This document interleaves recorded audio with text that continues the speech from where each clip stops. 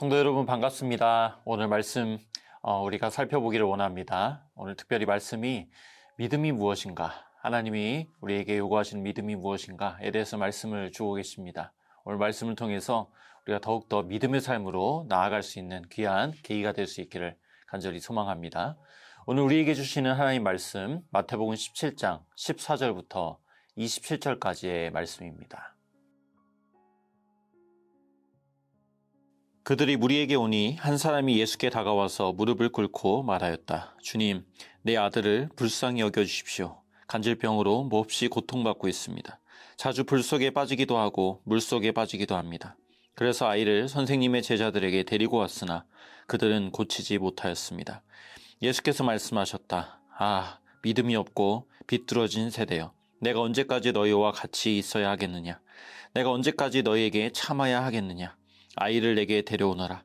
그리고 예수께서 귀신을 꾸짖으셨다. 그러자 귀신이 아이에게서 나가고 아이는 그 순간에 나았다. 그때 제자들이 따로 예수께 다가가서 물었다. 우리는 어찌하여 귀신을 쫓아내지 못했습니까? 예수께서 그들에게 대답하셨다. 너희 믿음이 적기 때문이다. 내가 진정으로 너희에게 말한다. 너희에게 겨자씨 한 알만한 믿음이라도 있으면 이 산더러 여기에서 저기로 옮겨가라 하면 그대로 될 것이요. 너희가 못할 일이 없을 것이다. 제자들이 갈릴리에 모여 있을 때 예수께서 그들에게 말씀하셨다. 인자가 곧 사람들의 손에 넘어갈 것이다.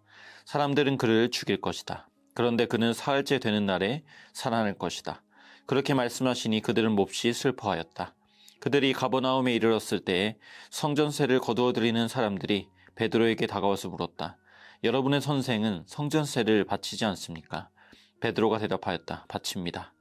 베드로가 집에 들어가니 예수께서 먼저 말씀을 꺼내셨다. 시몬아, 내 생각은 어떠냐? 세상 임금들이 관세나 주민세를 누구한테서 받아들이느냐? 자기 자녀한테서냐? 아니면 남들한테서냐? 베드로가 대답하였다. 남들한테서입니다. 예수께서 다시 그에게 말씀하셨다. 그러면 자녀들은 면제받는다.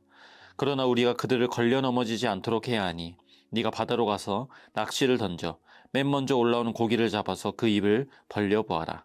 그러면 은전 한 잎이 그 속에 들어있을 것이다. 그것을 가져다가 나와 내 몫으로 그들에게 내어라. 아멘. 자, 앞선 본문에서 예수님은 산 위에서 변형되셨습니다. 영광이 드러났고 제자들은 황홀한 체험을 했습니다. 그런데 산 아래는 어떻습니까? 귀신 들린 아이가 바닥을 구르고 있습니다. 이 아이의 아버지는 눈물로 호소하죠. 누가 내 아들 좀 고쳐주십시오. 산 위에는 영광, 산 아래에는 탄식. 여러분, 이거 우리의 모습 아닙니까? 예배 온도와 삶의 온도가 다릅니다. 찬양하고 기도할 때는 은혜가 충만합니다. 그러나 여전히 우리의 현실은 무겁습니다. 이 괴리가 우리를 너무 힘들게 합니다. 그리고 세상의 시선은 따갑습니다. 16절 말씀을 개역개정으로 보겠습니다. 내가 주의 제자들에게 데리고 왔으나 능히 고치지 못하더이다. 못하더이다. 여러분, 기대가 없으면 원망도 없습니다. 교회는 다르겠지. 저 사람에게는 그래도 답이 있을 거야. 세상은 교회를 지금도 기대하고 있습니다. 그러나 결과는 못하더이다. 이게 우리의 아픔인 것 같습니다. 주님은 그 현장을 보시며 탄식하시죠. 이 믿음이 없고 비뚤어진 세대요. 이 말씀도 남 이야기 같지 않습니다. 그러게 말이에요, 주님. 저는 왜 이렇게 믿음이 없을까요? 죄책감이 밀려옵니다. 제자들도 답답했습니다. 그래서 주님께 찾아가 물었습니다. 주님, 왜 안 된 겁니까? 왜 우리는 능히 고치지 못한 겁니까? 여러분, 이때 주님의 대답을 한번 잘 보시기 바랍니다. 20절에 너희의 믿음이 적다. 자, 조금 전에는 믿음이 없는 세대라고 했습니다. 근데 지금 제자들 안에는 믿음이 있습니까? 없습니까? 없다고 하지 않으세요. 비록 작지만 믿음이 있다고 하십니다. 여러분, 믿음은 있습니다. 그러나 믿음이 작을 때, 그 작은 믿음은 위기 앞에서 작동하지 않습니다. 진짜 믿음은 위기의 때에도 작동하는 믿음입니다. 그러니까 믿음이 작다고 하신 것은 실제 믿음의 크고 작은 어떤 크기의 문제가 아니라 위기의 때에 작동하지 않는 믿음이라는 그런 의미입니다.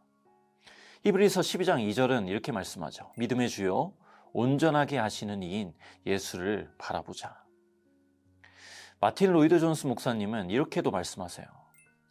믿음이란 자기 확신의 강도가 아니라 그리스도를 신뢰하는 방향성이다. 주님도 믿음의 크기를 문제 삼지 않으세요. 그 방향을 보십니다. 그래서 겨자씨 이야기를 이어하십니다. 너희에게 겨자씨 한 알만한 믿음이라도 있으면 이 산더러 여기에서 저기로 옮겨가라 하면 그대로 될 것이요 너희가 못할 일이 없을 것이다.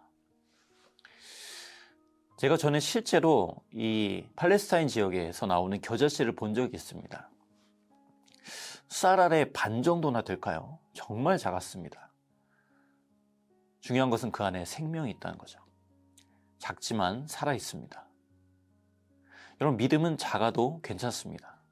작더라도 그 믿음이 주님께 붙어 있다면, 그래서 위기의 때에 내 믿음이 작동하기만 한다면 충분하다.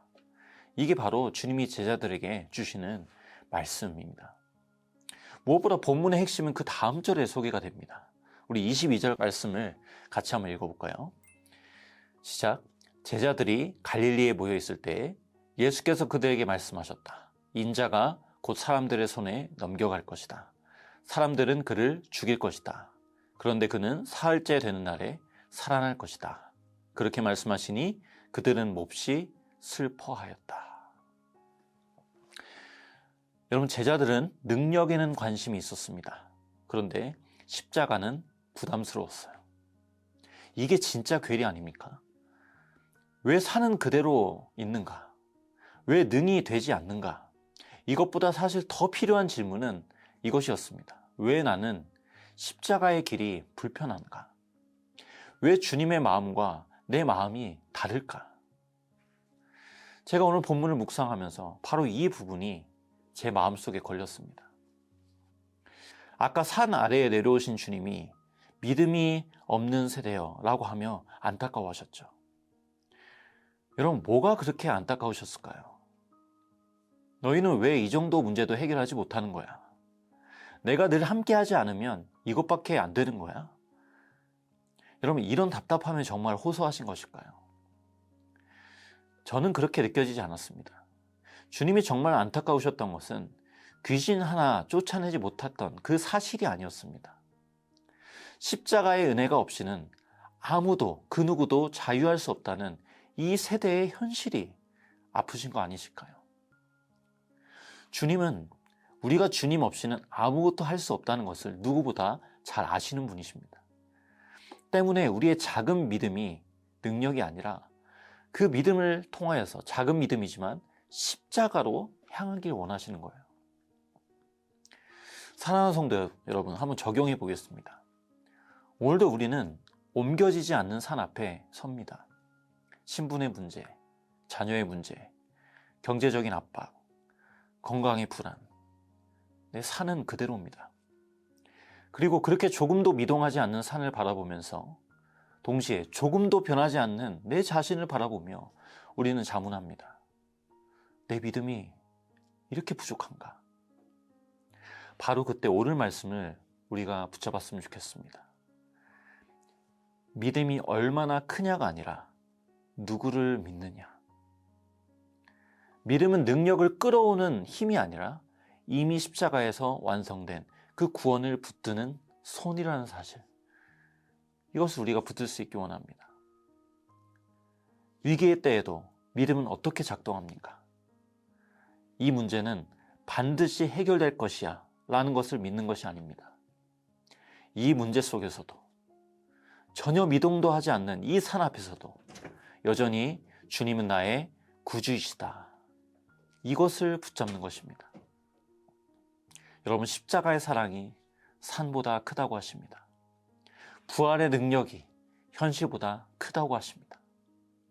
얼마 전 주일에 받은 말씀대로 문제가 아니라 주님의 존재를 대할 때 우리의 믿음은 여전히 그 가운데서도 작동할 것입니다. 산이 당장 옮겨지지 않아도 하나님은 여전히 일하시는 분이다. 우리의 방식이 아니라 하나님의 방식으로 하나님은 지금도 일하고 계신다. 사랑하는 여러분, 믿음이 작다고 낙심하지 마시기 바랍니다. 겨자씨는 작아도 살아있는 것처럼 산이 그대로 있어도 우리의 작은 믿음으로 그 산 가운데로 나아갈 때 주님은 여전히 우리와 함께 계십니다. 여전히 산이 굳건해 있다면 그것은 우리로 주님께 더 깊이 다가가고 붙어 있으라는 표대일 것입니다. 오늘도 산보다 크신 그 주님이 우리와 함께 계심을 믿는 이 겨자씨의 믿음으로 오늘 하루를 승리하실 수 있기를 주님의 이름으로 간절히 소원합니다. 기도하시겠습니다. 하나님 아버지, 그렇습니다. 우리의 믿음이 적습니다. 그러나 이 믿음 또한 하나님이 주신 선물이기에 이 작은 믿음도 당연한 것이 아니라 하나님의 놀라우신 은혜요 기적임을 고백합니다. 하나님, 우리의 이 작은 믿음을 가지고 우리의 문제를 바라보는 것이 아니라 믿음의 주요 온전하게 하시는 이인 예수를 바라보기 시작할 때 어떤 상황 속에서도 우리의 믿음은 작동될 것입니다. 하나님, 오늘도 살아계신 주님이 나와 함께하고 계심을 우리가 믿음으로 고백하면서 오늘도 마주하는 모든 미동도 하지 않는 것 같은 그런 산의 현실 속에서도 주님을 바라보며 승리하는 길로 나아가는 저희들 되게 인도하여 주시옵소서. 예수 그리스도의 이름으로 기도드립니다. 아멘.